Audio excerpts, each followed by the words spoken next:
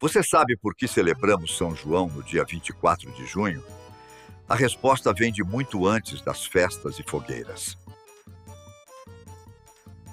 Você sabia que o dia 24 de junho é dedicado a São João? Mas por que ele é tão celebrado, principalmente nas festas juninas? São João Batista foi o homem escolhido por Deus para preparar o caminho de Jesus. Ele nasceu 6 meses antes de Cristo. Por isso, a data de 24 de junho. Diferente de outros santos, a Igreja comemora o nascimento de João, e não a morte, porque desde o ventre ele já era cheio do Espírito Santo. As fogueiras, as danças e os festejos típicos têm raízes profundas na fé. Segundo a tradição, foi com uma fogueira que Isabel avisou Maria que João havia nascido.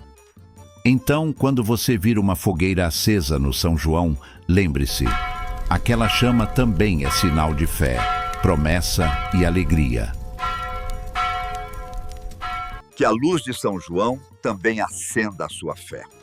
A gente se vê aqui no Pitada de Fé.